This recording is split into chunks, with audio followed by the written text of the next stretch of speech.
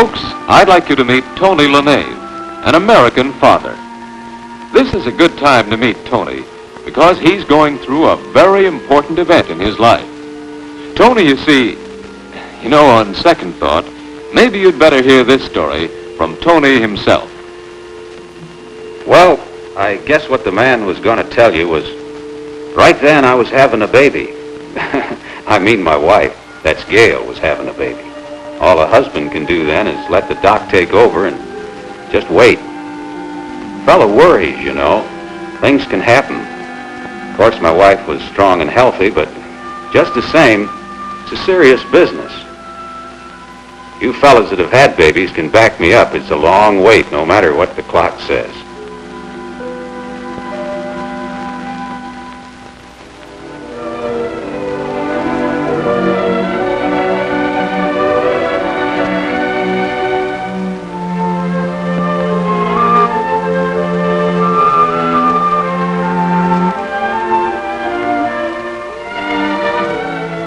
Then I get the good news. I have a son. 7 pounds, 6 ounces he weighs. And the nurse said, Gail, that's my wife, came through fine. No trouble at all.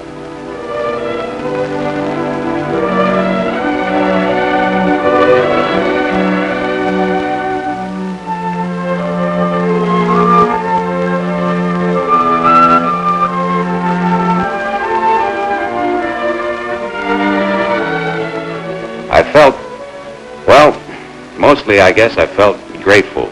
Like the man said, it's a very important event.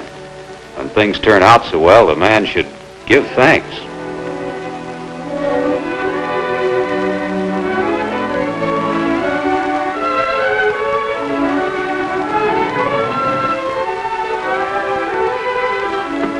Of course, I had some experience in such matters. Been through it 6 times before. The other kids were waiting for me at home, waiting to hear all about the new one. And they were loaded with questions. More questions than you can answer. Richard is our oldest boy. Then there's Patrick and little David. He's a husky. And 2 of our girls, Rosemary and Ramona. The little one on the couch with the gal from next door is Linda. Sometimes we call her Teensy. Well, I told them all about it, the baby, the hospital, and all that. I had a good audience there, They think their dad is quite a storyteller. But bedtime's bedtime. That's a rule we stick to at our house. When you have a big family, you have to run things on schedule or life gets kind of complicated. But I can't complain. Our kids take care of themselves pretty well.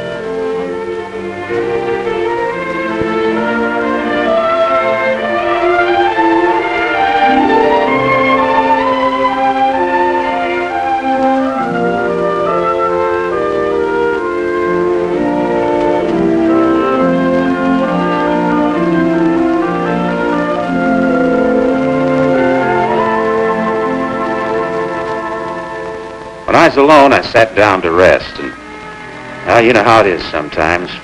Memories started coming back to me. My mind sort of drifted over the past 4 years, back to when we were living in Nashville, Tennessee. Yeah, 4 years ago, I had a job as a welder in a big American aircraft factory in Nashville. 4 years ago. But like most of us, I had plans for the future. I didn't figure to be a welder all my life.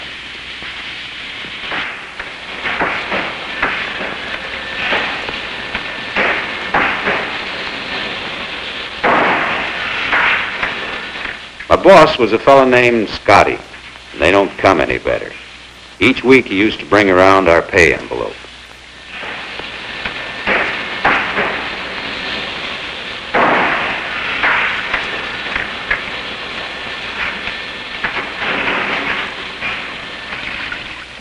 There was a good gang in that shop. We worked hard enough, all right, but everybody seemed to get along together. That makes the work go easier.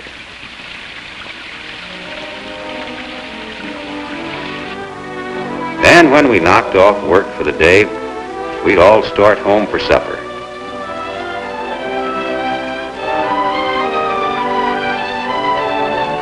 I owned a second-hand car then and drove back and forth to work.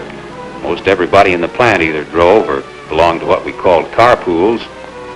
The way a carpool works, I had two fellows who rode with me each day and shared the cost of the gas and oil.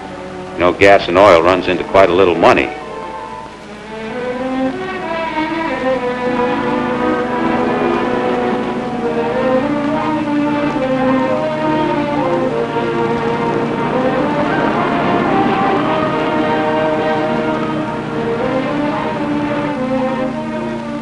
I dropped these fellows off near their homes, same place I picked them up each morning.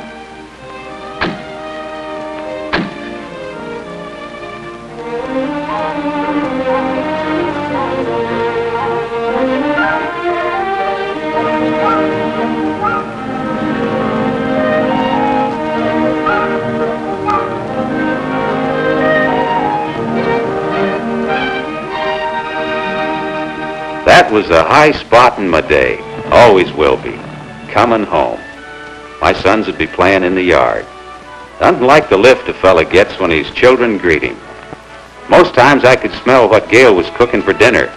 Yeah, she's some cook, that girl.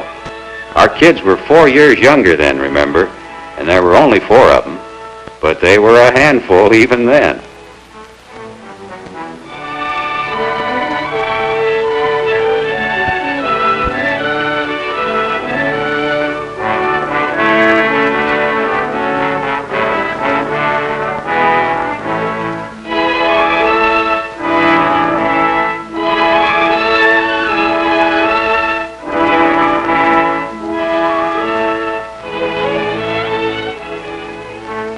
On paydays, I'd give the pay envelope to Gail for the bills. She's the treasurer. She manages money better than most men can. That particular night, I went over the bills we had to pay. Milk bills, food bills, clothing bills, doctor bills. I made pretty good money at the plant, but growing kids need a lot of things. We just about made ends meet. I'm not the brightest guy in the world, but it didn't take any great brain to see that I had to work out some way to fatten up that pay envelope.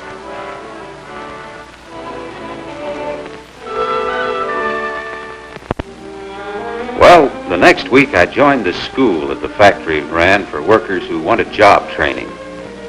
It was a good deal, that school. It was free, and I learned a lot about other jobs in the aircraft industry. All it cost me was the effort.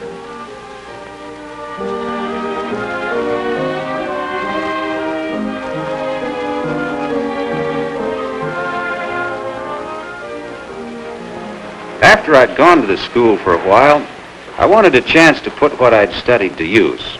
So I asked my boss to let me take a crack at some other jobs around the place. Scotty understood. He'd been through the mill himself.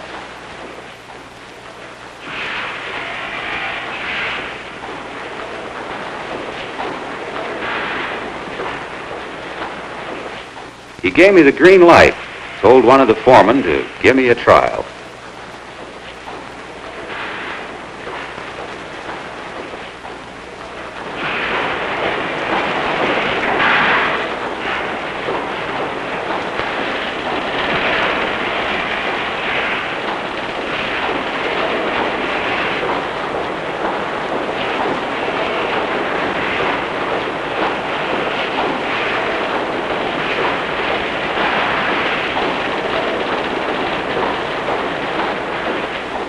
Well, I asked for it, and I got it. They put me to work on drilling machines, cutters, grinders, buffers, just about every machine tool they had in the plant, and there were a lot of them. fair enough, too.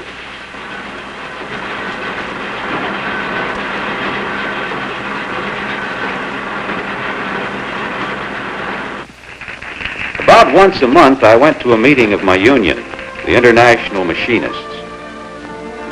I was secretary and called the roll for each meeting.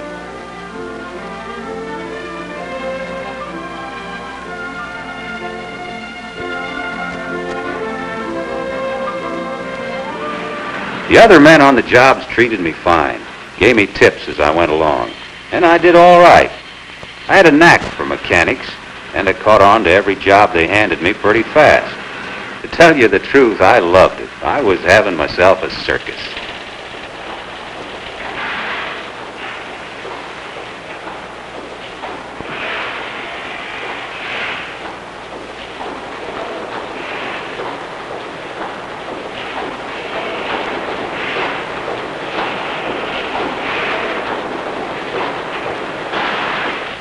I kept working hard at my new jobs for quite a few months.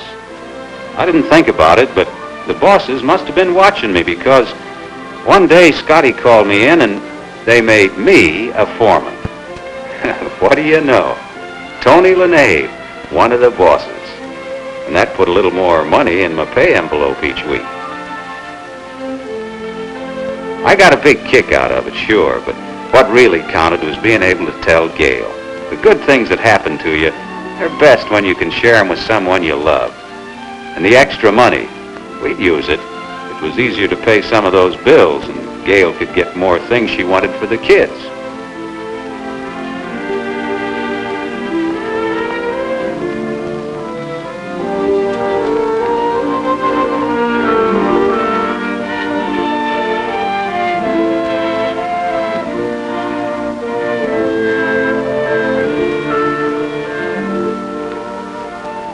Now that I was a foreman, I tried to be a good boss myself.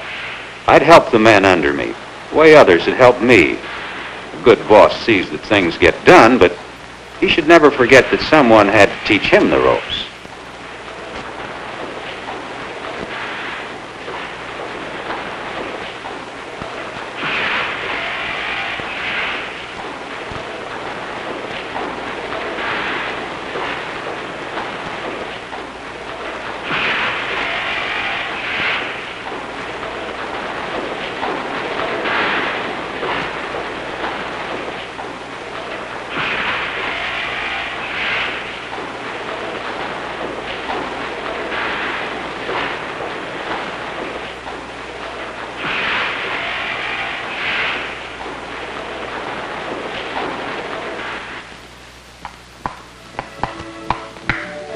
Life isn't all work, though. Now and then I'd spend an evening at my club with some of my pals. I wasn't much of a ping pong player, but I had fun there.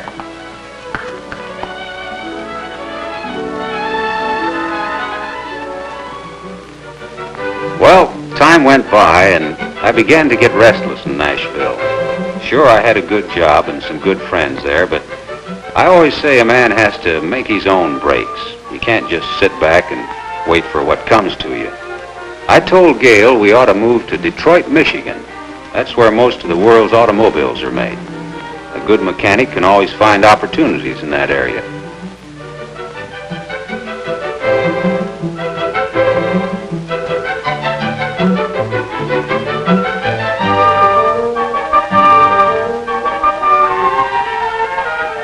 I think now that maybe she wasn't so anxious to move. But she said, if that's what you want, let's try it. A great girl.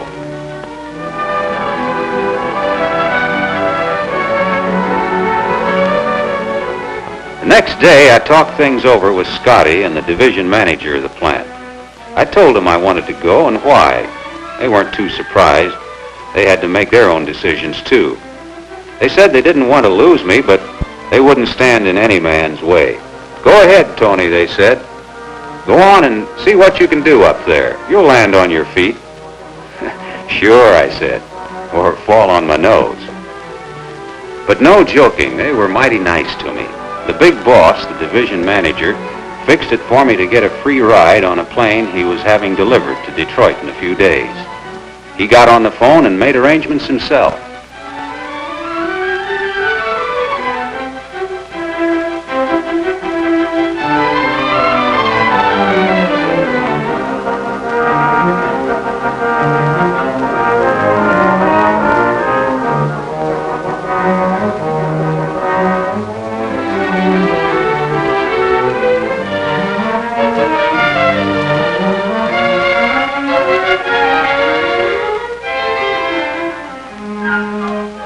Scotty told me, just keep punching, boy. He said if I ever wanted to come back, there'd be a job for me. Then he gave me a fine letter of recommendation.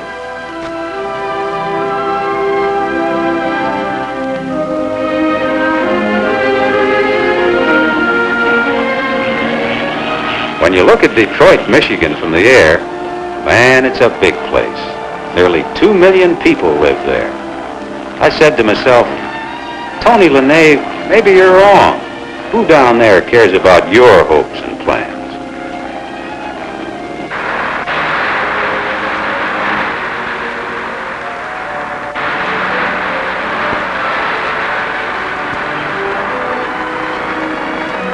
But by the time we landed, I had the answer to that. The new people I was going to work with, the new friends I'd make. Detroit was big, but the people would be just like those in any other American city. I was excited. I had a hunch this was a good move.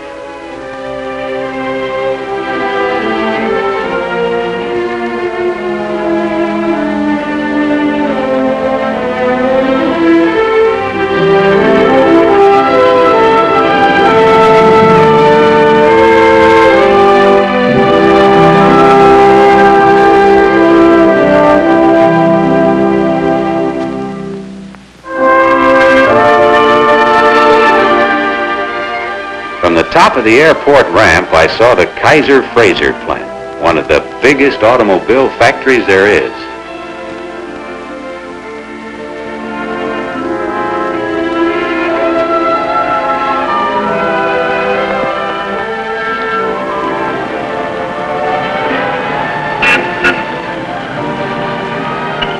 That's for me, I said. I went straight to their employment office. Showed him my job records and my letter of recommendation.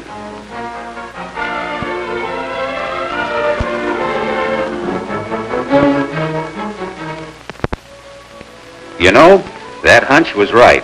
This plant was expanding production right then, and they were short on good foremen.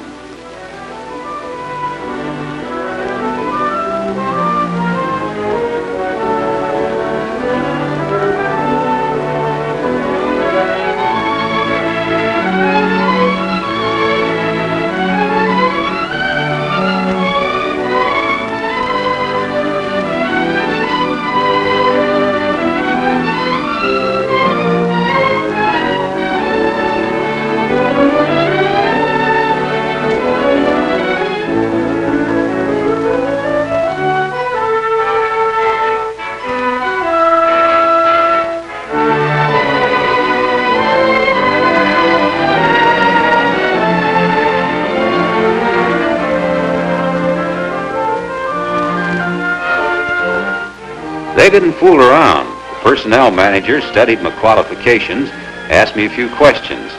He said he'd soon find out if they had a spot for me, and in the meantime, for me to get a physical examination.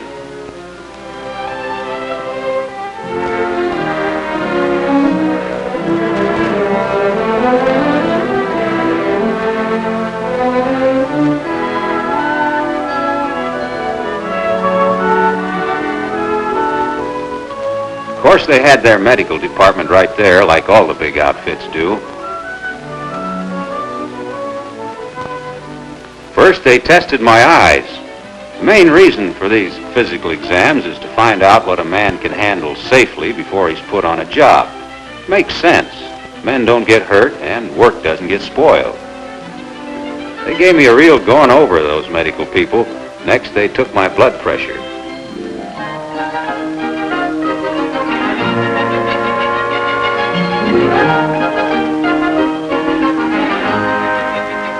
Then they made a chest x-ray to see if my lungs were healthy, you know.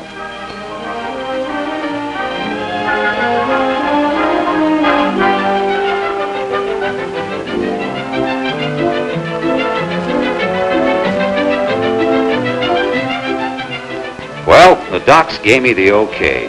I was in pretty good shape. And the personnel manager took me on as a foreman.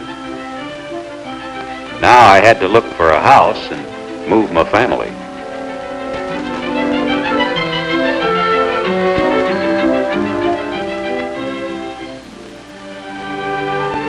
Well, luck held out, and I found a nice little house in Wayne, Michigan, just a short drive from the Kaiser Frazer plant. Then, back in Nashville, we packed our furniture for the moving men.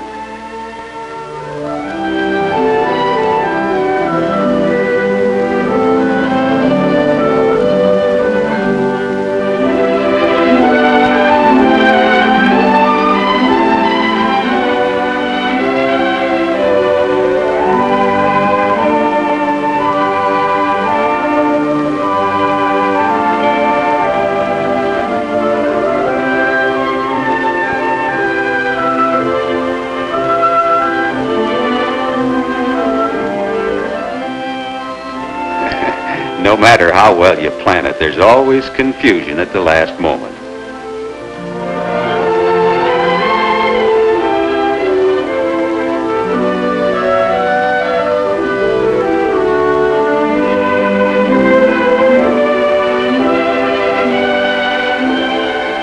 There was plenty of room in that moving van. Of course, our stuff didn't fill it. There's always somebody moving, and those big trailer trucks can take 2 or 3 housefuls at a time.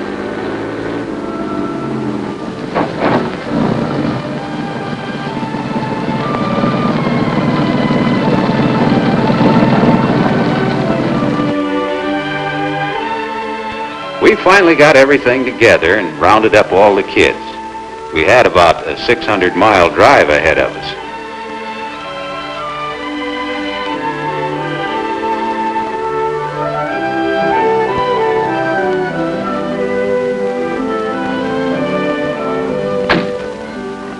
We followed them in our car. Those moving men can drive all night, but I figured to make the trip in 3 days, easy like, with 2 overnight stops on the road.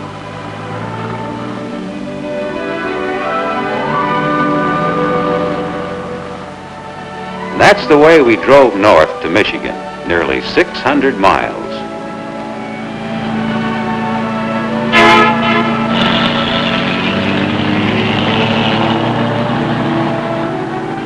It is a long drive from Nashville to Detroit, especially for the little ones. But we made plenty of stops at gas stations so they could stretch their legs and go to the restrooms.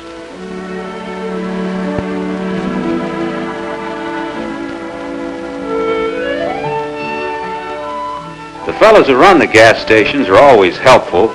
They know the roads, and they can tell you all the points of interest and where you can get a good meal.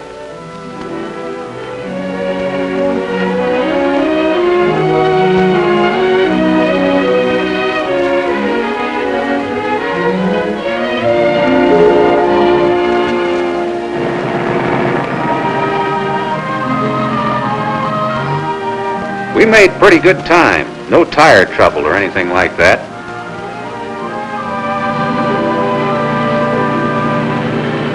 When the kids got hungry, they let us know about it, and we'd stop at a restaurant. There are plenty of them along the main highways. You can get most anything you want, from a sandwich to a big dinner, depending on how hungry you are and how much you want to spend.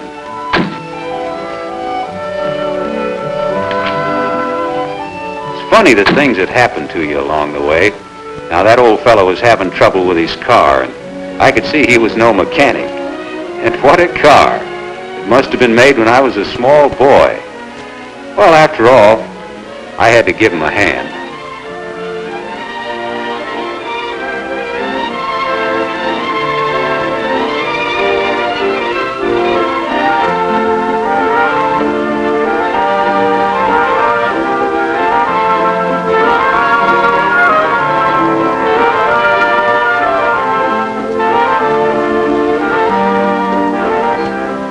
Gail worried about my lunch. You know how women are. She sent out one of the boys, but I told him to get me some coffee and a sandwich to eat on the way.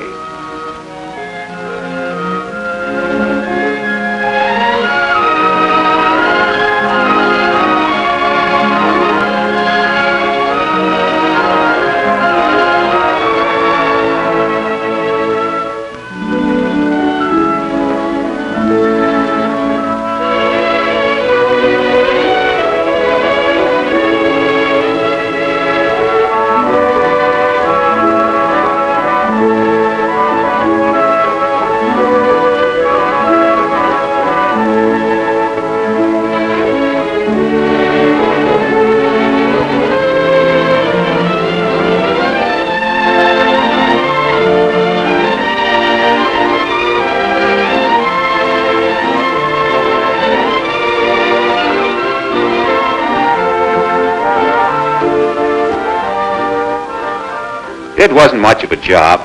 I had that engine running, and the old bus was ready to go by the time the family had finished eating.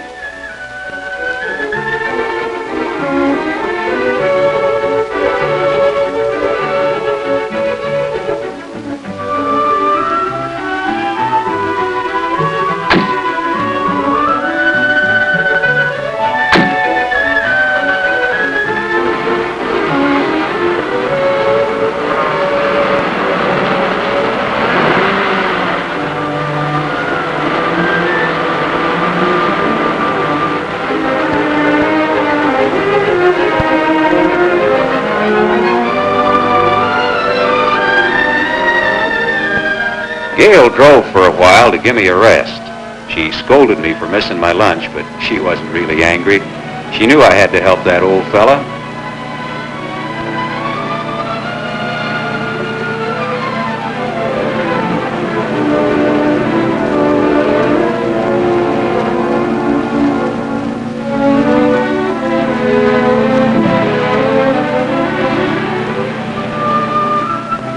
We planned the trip to arrive on the weekend so I could help Gail unpack. We got to Wayne, Michigan on Saturday morning. Nice, quiet little town near Detroit. It's what you call a suburb of a big city.